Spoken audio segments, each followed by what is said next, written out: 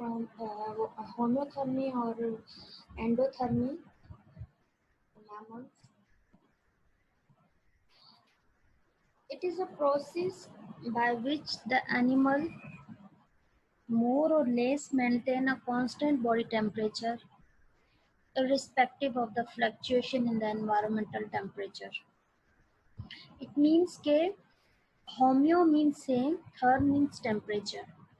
ये ऑर्गेनिज्म अपनी body temperature को मेंटेन रखते हैं, अपनी बॉडी टेम्परेचर को कांस्टेंट रखते हैं, और किसी भी किस्म की इन्वायरमेंटल फ्लक्चुएशन जब आती है तो उस फ्लक्चुएशन के दौरान वो अपने बॉडी टेम्परेचर को वापस इसी कांस्टेंट पोजीशन पर रखते हैं. और ये कैरेक्टरिस्टिक जो है वो सिर्फ बर्ड्स और मैमल्स के अंदर पाया जाता है, जबकि बाकी जितने भी एनिमल्स हैं उनकी बॉडी टेम्परेचर कांस्टेंट नहीं होता, वेरिएबल होता है, जो है वो चेंज होता रहता है, फ्लक्चुएट होता रहता है. Just like human body have a set point of temperature that is 37 centigrade over a wide range of environmental temperature.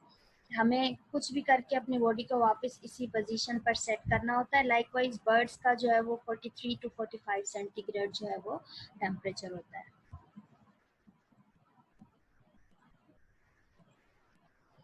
The metabolic rate of homeotherms are greater than those of poikilotherms. There are two terminologies used for the organism. एक होते हैं homeotherms और दूसरे होते हैं poikilotherms. होम्योथर्म जैसे कि ये एनिमल्स हैं जो अपने बॉडी टेम्परेचर को कांस्टेंट रखते हैं, जबकि पोइक्लोथर्म्स वो होते हैं जो अपनी बॉडी टेम्परेचर को जो है वो कांस्टेंट नहीं रखते, लेकिन उनका फ्लक्चुएट होता रहता है टेम्परेचर. सो पोइक्लोथर्मिक एनिमल के मुकाबले में होम्योथर्मिक को मेटाबॉलिक रेट जो है वो ज़्यादा होता है. वो उसके मुकाबले ये एनिमल ज़्यादा खाते हैं, उनको इतनी फूड की रिक्वायरमेंट नहीं होती. Also called poikilothermic are called cold-blooded animal, whereas the homeotherms are called warm-blooded animals.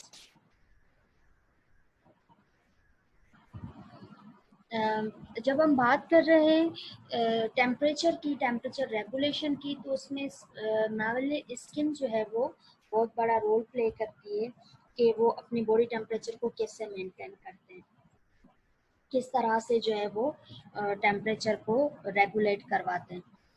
हमारी स्किन जो है मैमल्स की इंक्लूडिंग ह्यूमन, हम लोगों की जो स्किन है उसको हम एपिडर्मिस कहते हैं. AP means above, derma means layer. हमारी बॉडी की जो लेयर है, स्किन है, एपिडर्मिस, दैट इज थिक.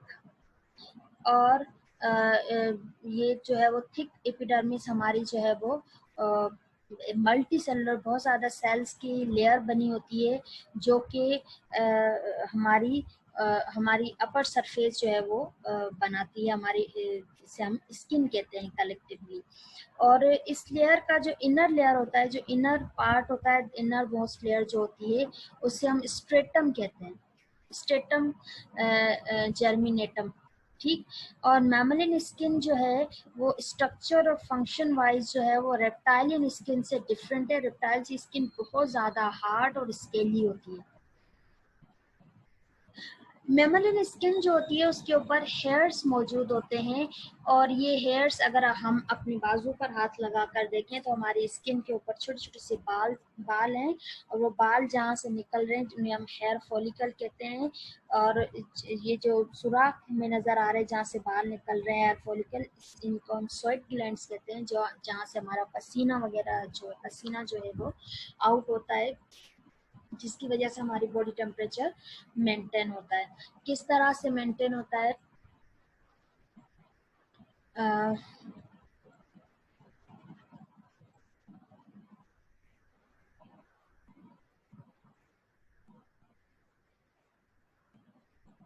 क्या होता है कि जैसे मिसाल तौर पर हमें बुखार आता है, तो बुखार को कम करने के लिए हम क्या करते हैं, मेडिसिन लेते हैं, और मेडिसिन से क्या होता है, हमें पसीना आता है.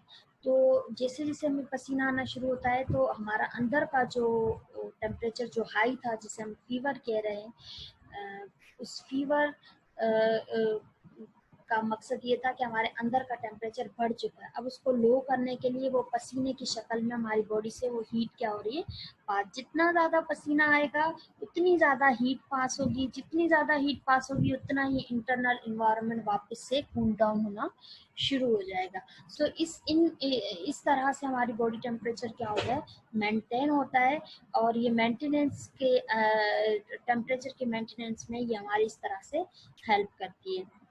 Skin derivatives such as claws, hooves, nails, horn and antlers are present। यानी कि ये हमने जितने भी अभी नाम लिए कि hooves और claws और इसके अलावा जो है वो nails, horn जो है वो उसकी स्किन जो है सबकी एक दूसरे के कंट्ररी होती है, डेरिवेटिव होती है। रेप्टाइल्स की जो स्किन होती है that is dry and protective in function, जो उसको प्रोटेक्ट करती है। लेकिन मैमल्स की जो स्किन होती है that is equipped with varying amount of hair which serve as the protective layer and several skin glands perform secretory function. जो कि मैंने अभी आपको समझाया कि हमारी जो स्किन होती है उसके ऊपर हेयर्स मौजूद होते हैं। वो हेयर्स का ये भी फंक्शन होता है कि वो इंसुलेशन का काम करती है। हमारी बॉडी में अगर आप देखें कभी कभार बैठे बैठे क्या होता है, हमारे हेयर्स इरेक्ट हो जाते हैं। क्यों होता है इस तरह से, ये हमें प्रोटेक्ट करती है। डायरेक्ट सनलाइट हमारी स्किन को टच नहीं करती, बल्कि इससे गुजर कर जब वो हम तक आती है तो हमारे पास उसका जो है वो रेज की फ्रिक्वेंसी जो है वो थोड़ा सा कम हो जाती है। लाइकवाइज हमारे हेयर्स फॉलिकल हैं, इस तरीके से हमारी स्किन में डिफरेंट ग्लैंड्स हैं जो डिफरेंट तरह की सीक्रेशन करके डिफरेंट फंक्शन परफॉर्म करती है। उसके बाद this is all about the endothermy of mammals, that how mammals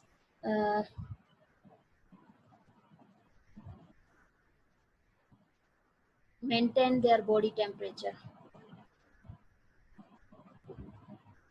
उसके बाद है मैमल्स की स्किन, जिसको हम डिस्कस कर रहे थे, उसको फर्दर जो है वो हम कंटिन्यू करते हैं मैमलिन स्किन को। मैमलिन स्किन जो है हमारे पास क्यों इसकी स्क्रीन शो नहीं हो रही,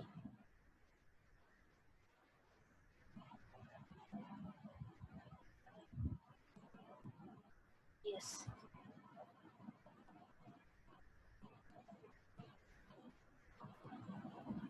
हमारी स्किन जो होती है उसके नीचे हमारी दो तरह की फैट की लेयर होती है। This fat is called adipose fat, और ये दो तरह के फंक्शन परफॉर्म करते हैं। एक तो इंसुलेशन प्रोसेस